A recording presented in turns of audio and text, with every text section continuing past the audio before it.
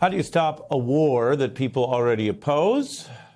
Well, as with so many things in democracy and politics, there is a spectrum and there is volume. And Trump already has an unpopular war on his hands with a gas price problem, which is part of why he is almost desperately seeking a quick off-ramp, perhaps thinking that his threats will work. We've discussed how they are unlawful either way.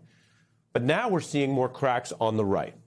Tucker Carlson, who literally campaigned for Donald Trump last cycle, was at the convention giving the speech, now condemning this and something we've also seen criticism of, which is that Donald Trump always has his own style, yada, yada, but the profane, vulgar, and increasingly erratic behavior, some of which landed on Easter Sunday.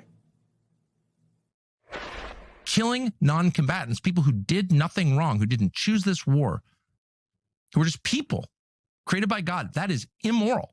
That will never be moral. That can never be justified. That is always wrong. How dare you speak that way on Easter morning to the country?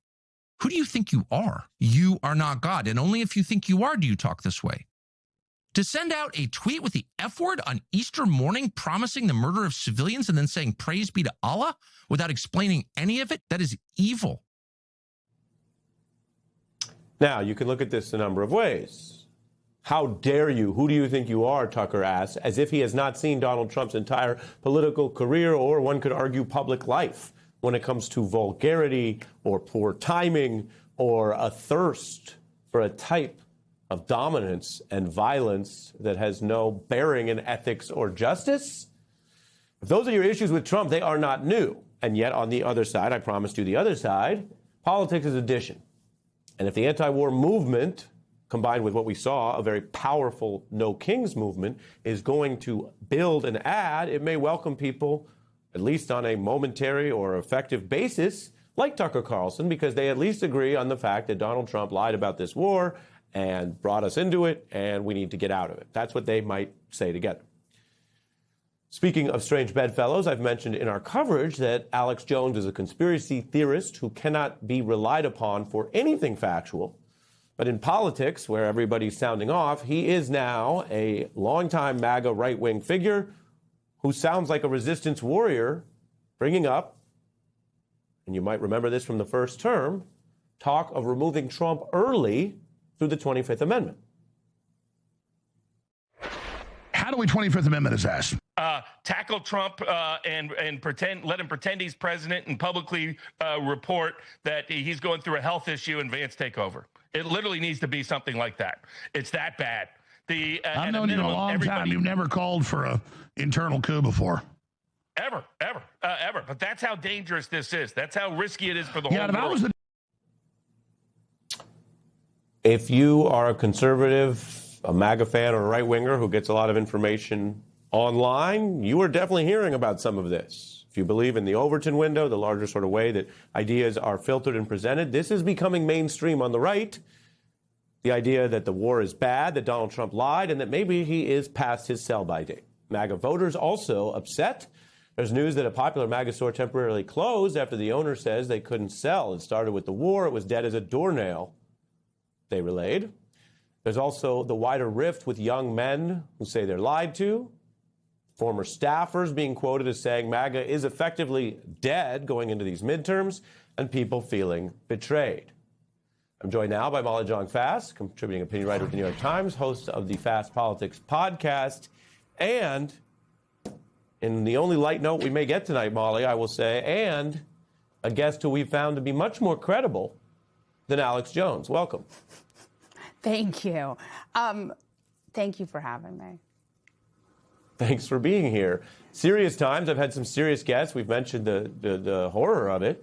While everyone is hoping for an off-ramp that makes all of this look like, oh, gosh, we had to deal with what were war crime threats from a sitting president, but maybe we don't go there. Maybe that doesn't happen tomorrow. But either way, on the politics for you, it would seem that people are not afraid on the right of saying that this is a bad war and they want out.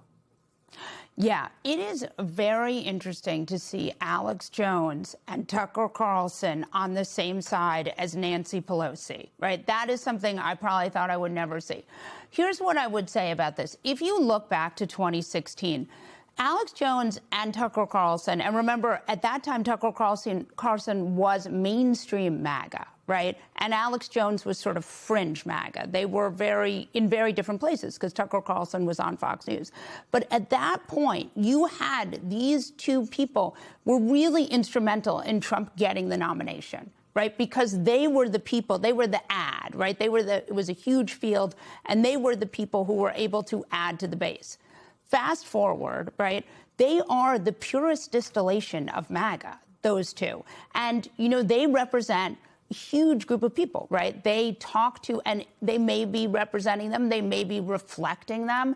Either way, this is trouble for Trump. And I think, it comes back to the idea that Trump ran on this America First platform. Yeah. What was right. And the history of America First, well, it's wrapped up in anti-Semitism and a lot of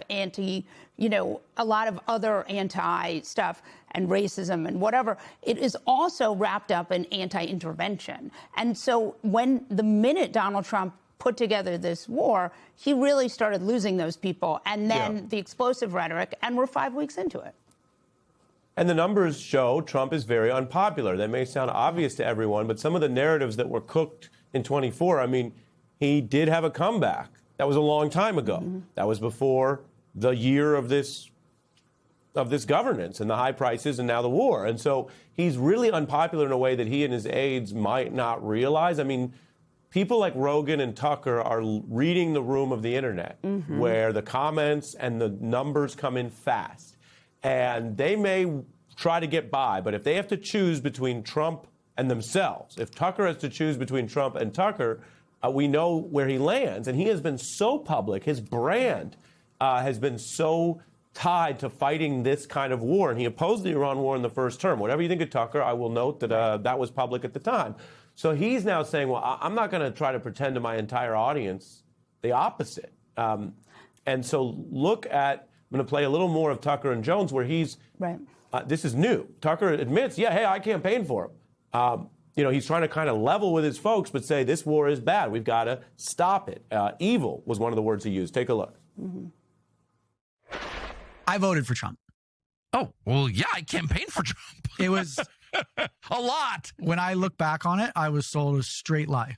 You think? We are not in Kansas anymore. We are all in grave danger. This is total red alert. I'm confused. I can't believe we went to this war. When we started bombing Iran, I was like, this can't be true. 95% of Trump supporters I know are completely against this.